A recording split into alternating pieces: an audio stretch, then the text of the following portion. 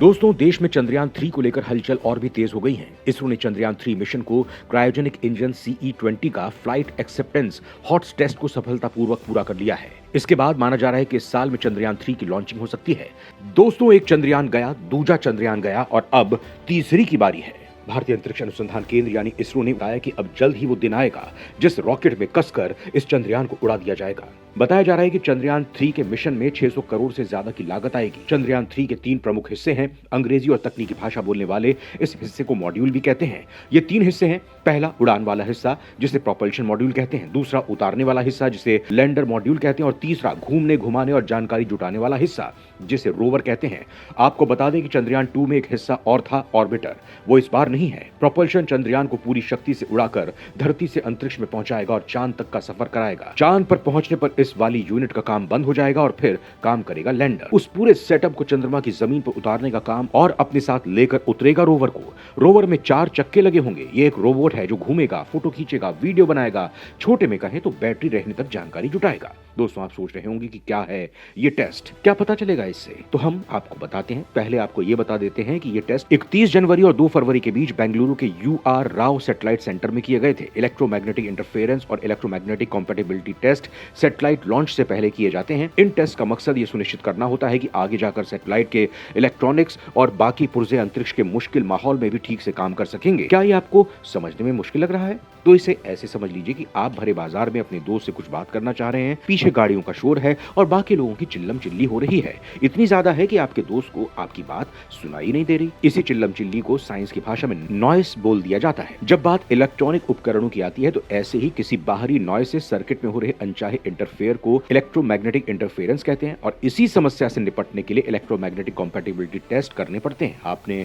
गौर किया होगा, जब आपके मोबाइल पर कॉल आने वाला होता है तब कैसे पास रखे मैग्नेटिक स्पीकर पर बीप बीप बीप की आवाज आने लगती है या किचिर किच किच की जैसी आवाज आती है। ये भी एक तरह का इलेक्ट्रोमैग्नेटिक इंटरफेरेंस ही है। अंतरिक्ष में इस तरह की नॉइज कई वजह से पैदा हो सकती है। इनमें से एक वजह सोलर फ्लेयर्स है। अब आप ये कहोगे कि अब ये क्या बना है? होता क्या है कि हमारे सूरज की सतह पर कई तरह की गतिविधियां या यूं कहें कि तूफानी गतिविधियां होते रहना आम बात है और इस वजह से कई बार भारी ऊर्जा की कुछ लपटें हमारी धरती की ओर भी आ जाती हैं। इन्हें सोलर फ्लेयर्स कहा जाता है, जो कि इलेक्ट्रॉनिक उपकरणों के सुर ढीले करने में सक्षम है। इतना ही नहीं, सूर्य के साथ ब्रह्मांड की बाकी जगहों से आने वाले रेडिएशन, जिसे कॉस्मिक रेडिएशन भी कहते हैं, और अल्ट्रावायलेट रेडिएशन आदि भी उपग्रह के सिस्टम के काम में छेड़छाड़ कर रुकावट डाल सकते हैं, जिससे मिशन गड़बड़ा सकता है। उदाहरण के लिए, कॉस्मिक रेडिएशन बड़ी आसानी से किसी अंतरिक्ष यान के सर्किट में घुसकर उसे खराब कर सकती है। इसीलिए इंजीनियर्स EMI और EMC टेस्ट करते हैं ताकि इनकी रोकथाम की जा सके। दोस्तों, अब अपने मेन मुद्दे की बात करते हैं। इस साल की शुरुआत में पहले चंद्रयान 3 का लैंडर और अब CE-20 क्रायोजेनिक इंजन का फ्लाइट एक्सेप्टेंस हॉट टेस्ट का सफलतापूर्वक पूरा होने ने उम्मीदें बढ़ा दी हैं। ऐसे में अब लोगों के मन में सवाल है कि क्या चंद्रयान 3 मिशन को इस साल लॉन्च किया जाएगा? वहीं एक्सपर्ट इस बात की उम्मीद जता रहे हैं कि जिस तरह से एक के बाद एक टेस्ट के दौरान कामयाबी मिल रही है, उसके बाद संभव है कि 6-8 महीने में हम महत्वपूर्ण पड़ाव पर पहुंच जाएं।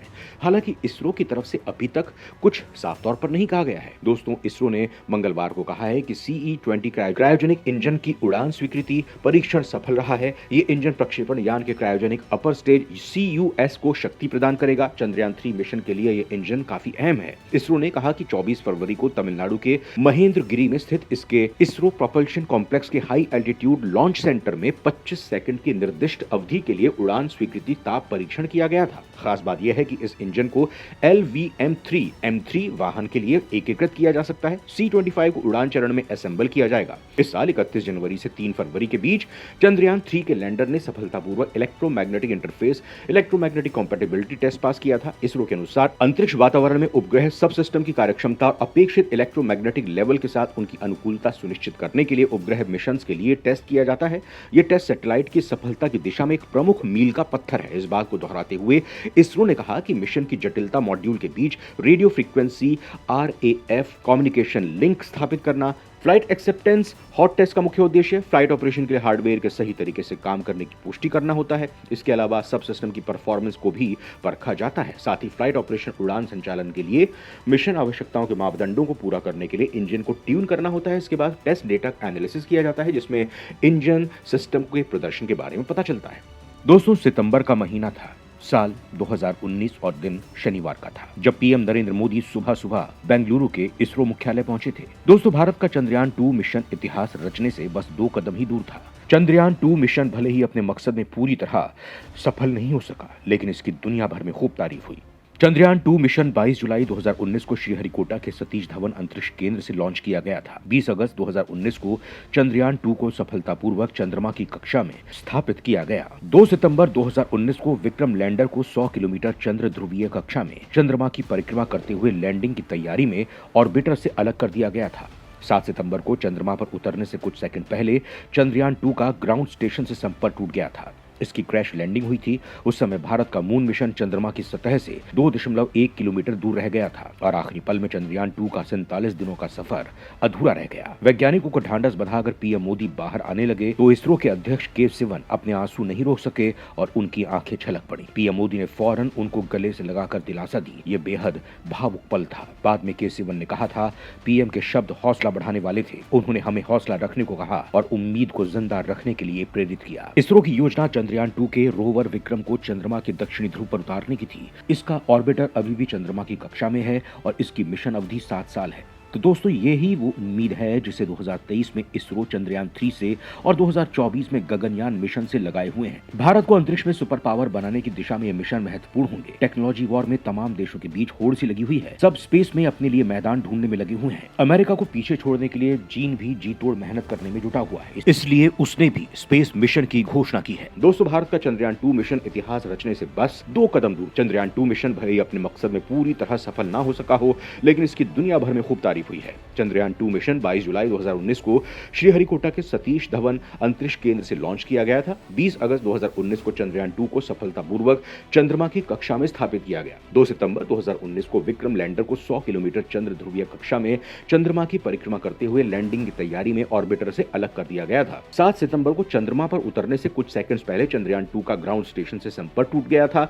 इसकी क्रैश लैंडिंग हुई थी। उस समय ये चंद्रमा की सतह से 2.1 किलोमीटर दूर था। आखिरी लम्हों में चंद्रयान 2 का 47 दिनों का सफर अधूरा रह गया। इसरो की योजना चंद्रयान 2 के रोवर विक्रम को चंद्रमा के दक्षिणी ध्रुव पर उतारने की थी। इसका ऑर्बिटर अभी भी चंद्रमा की कक्षा में है और इसकी मिशन अवधि 7 साल है। दोस्तों, आपकी जानकारी के लिए बता दें कि चंद्रमा के दक्षिणी ध्रुव के कई बड़े हिस्सों पर मौजूद क्रेटर यानी गड्ढे अरबों वर्षों से सूर्य की रोशनी से अछूते हैं। कह लीजिए कि वहां एक किस्म का परमानेंट शेडो यानी स्थायी छाया है।